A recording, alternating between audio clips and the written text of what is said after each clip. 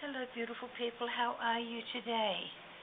I am well. We are having some funny weather here in South Australia. 2 days ago it was 34 degrees, stinking hot. Even the birds were quiet. Today it's around about 15 degrees here and we've got a little bit of rain and it's flipping cold. I've got a jacket on again. Tell me why. I can tell you it's spring. Spring, we can get 4 seasons in one day. But no, hey, okay, enough of the waffle. I've had my grumble. Thank you for listening. Welcome back to my channel to see another project I'm working on. And this time it is courtesy of Turquoise Dreaming, Sheree. Absolutely fantastic crafter. She does some amazing things. And I was watching the other day her using up the excess pages that she has left over from all the novels that we tear apart and reuse for our journal covers. Now this one is quite good, so when I finish stripping out the book I can use the covers to make a journal cover and it'll be nice and solid and won't warp. But I normally use these just to sort of put something on and glue all over it, fold it up, put it in the bin. But Sheree has come up with a much more wonderful idea. I don't know if it was her original idea, but I'm giving her the credit for it because that's where I saw it. So we're going to glue very quickly 3 pages together. And that's 1, 2, and 3. So wind my glue stick down so that I've got a decent amount of glue that can go right up into that spine area. Do the bottom piece and the side pieces really, really well because I will use them once I've finished cutting out what I'm cutting out. And I'm sorry this is going to take a little while because I'm doing it from start to finish. The only thing I've done is prepare another one of this 3-page piece so that I don't have to sit here with you and wait for it to dry, which would be extremely frustrating. Okay, make sure that's all tamped down. Now if I miss a spot in the text, it won't really matter as long as I've got the majority of it, especially the edges, glued down because they are an important part of this for me. I didn't actually see Sheree use the edgings for anything in particular, but she does use the center text, so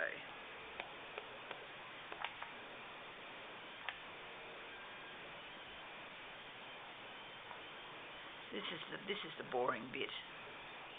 It does get interesting later on, I assure you.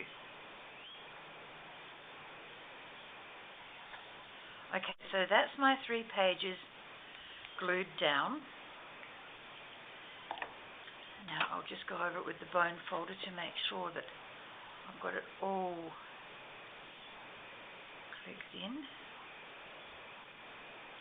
glued on, glued down, glued together, all that sort of stuff. I'm then going to take those 3 pages out of the book and set them aside to dry. Okay, so that's what you end up with. 3 pages, it's fairly thick in comparison to just 1 page, which is very flimsy. The older the book, I think, the more flimsy your pages are. Now, this one comes from 1945, so it's getting on in years, the dear old thing. Okay, I'll just pop that back over there in my pile. What I've now got is 3 sheets and a tag template. Now I've cut the template out so that it's easier for me to work with. Now I'm going to cut the bottom piece off. This one isn't glued in the center, but that's okay. For some reason I must have very quickly bid that one and didn't quite get it right. I'm cutting along on the line of the bottom of the text. And then this one I'm going to cut to the side of the text.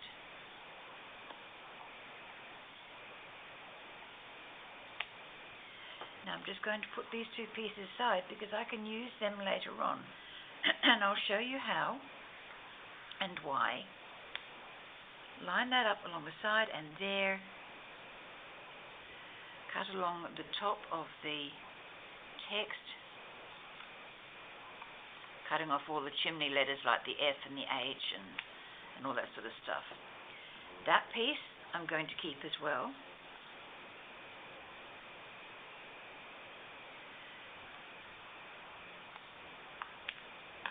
Now, as you can gather by the title, this is for hashtag Tag Tuesday, hosted by Sheree. It's not been a long while since I've done one of these hashtags, so please forgive that. But I've been busy elsewhere. Okay, so I can now put the template in with the book and leave that over there.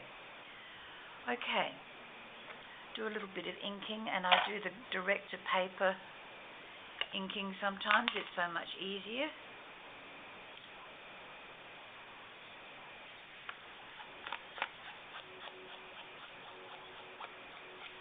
Get a nice color on the edge so that the white doesn't show all that dramatically.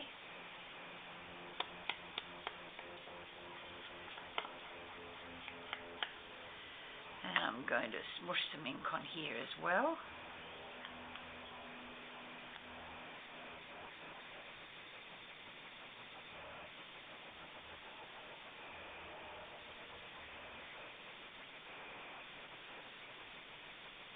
That's a nice color. Okay, that can go back over there.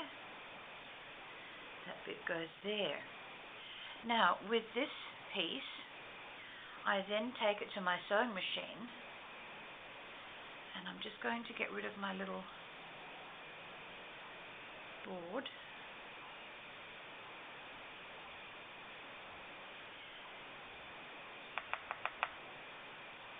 Because what you do is, this is why it's important to get it all glued down so that it sticks together, but at the same time, stitching around the edge of it just really, really closes that all in.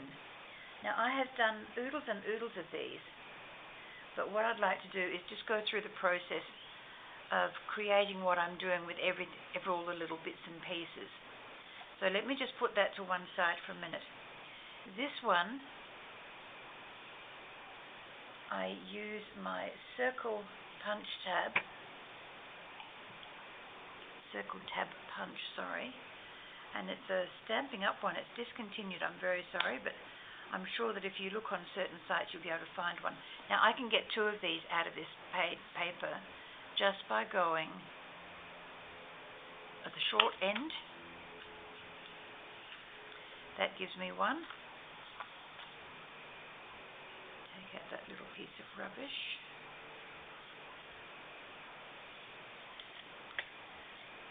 There's my tweezers. Sometimes my fingers won't get in there, so tweezers are absolutely essential to me now to craft. And because I can't get 2 decent ones, I go just for 1 in the center. So that gives me 2 circle punches. I don't think I can get a 3rd one, but it wouldn't look very pretty if I did, because you've got the majority of the script. See all that in there? That's boring to me, so that goes to one side. Right. Now, with the side pieces that normally you would throw in the bin, I do not. I'll just put those into my little container with the other tabs I've done. Instead, I use a stamp set that I bought. It's an unbranded one, so I'm sorry. But I don't have any fear about buying unbranded product because they're so much cheaper. And I know I'm doing the original artist out of a few dollars, but I'm really, really sorry about that. I can't always afford the expensive ones. So I shop scrimpily, and this is what I bought. And what I've done, I think, is just a little bit different. I've stamped the words onto these pieces of paper, and then I have cut them out by hand.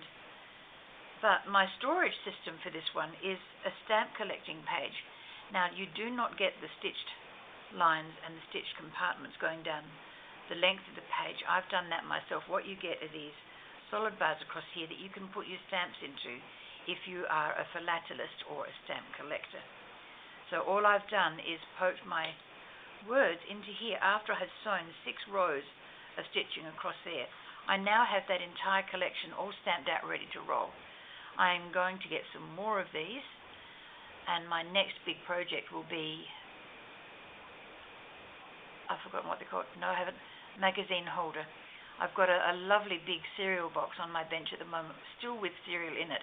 But in the next couple of days it'll be empty. So I can go ahead and recreate another one of these. And I can put other words in from another collection. So that'll make it easier for me to see where they are. And if I've got them in the magazine holder on my desk, it's going to be so much nicer and so much neater. Now, all I have thrown away from that original sheet of paper is this. These are the cuttings from a couple of the rows of the strips. This is the side piece that I didn't use. That's left over from the punch. And that's it. That's all that's going into landfill. That's it. From 3 sheets of paper. I think that's pretty darn specky.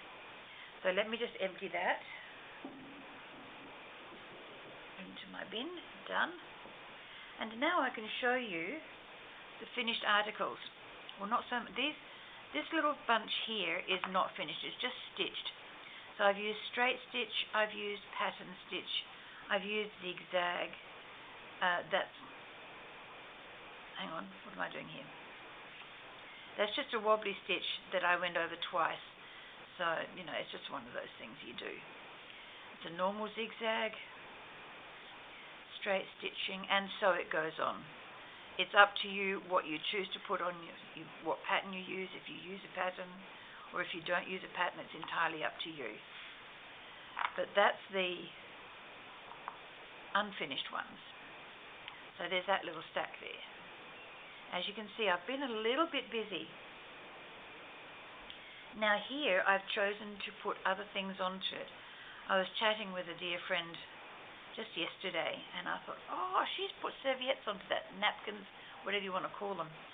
And I thought they would look fabulous on my tags, so that's what I've done. I've put serviette pieces onto these, then taken them down and stitched them when they've been totally dry. And I think they just look really, really nice. You can dress them up. You can do whatever you like with them. You could leave them plain and just put paper on the back for journaling. You could just put a text box or something like that on there. And it works really, really well. I think I love these. I really do. I'm not going to have to make tags for the next 12 months, I don't think. My youngest daughter is going to shoot me, but no, she won't. No, she'll tell me off. Mum, what did you make so many for? Because I could. Because I wanted to. Now, I had some lovely little skeleton leaves in my stash, so I stitched those on there too. When I'm gluing, I might put something underneath, I might put something on top of it just to hold it down, but there's the little feature on that one. Then I had some ruffled fabric, so I stitched that down as well. I thought, why not? It will still look lovely. Now, those are stage 2. And this is stage 3. I did some collaging using my stickers. Now, I bought these little pads of stickers quite some time ago, and I'm still going through them, using them, but they are absolutely beautiful. I've got 4 of them. And so I use those stickers around here, and this was from one of my little notepads and one of the word tiles. And also one of the toppers. Now this was a very thick cutout, so I peeled the back card off to make it a little bit more workable for me. And I'd already stitched along here, so I just stapled that on, and that was part of the kit as well. Now this is a new set of stamps I've bought. It's all about books. So I stamped the open, no I didn't, I stamped that first, and then the other stamp was this one here, which I went around the edge to add more border. And I used a rubber stamp, one of my foam stamps, I tell a lie, one of my foam stamps to add some interest to the tab. And once again, another word. Now here's what I mean about putting a little text box on here. You can put another bigger one on the back, but you've got 2 little ones here with a saying and a part of a doily. and I think it finishes it quite nicely. My rosette trim had this beautiful piece of lace on the side, or netting on the side, so I left it there. So I left it there, and I've used it as part of the embellishments here to soften the heart. And once again, I did some stenciling here.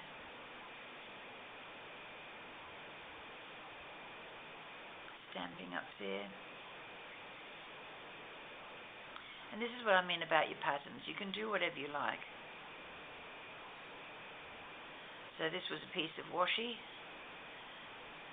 smallest, a mini doily, a bigger doily, and the text up there. And I absolutely love this page. Absolutely love it. Let me show you this one first. Leave the favorite for last. Okay, a doily, a butterfly sticker with a little gem on it, another little floral sticker, and I've put some glitter glue around the edge of that. The bigger doily, a plain tab that I've coloured, stitched, and it's done. Now my favourite. I just love it. I think it's the colours that just really draw me. The colour of the red draws me. The whole thing, I just adore this. I've got the doily that I've stitched, then I've glued some extra pieces of card in there and here, put a word there, and then put the lady in there, or little girl, whatever she is.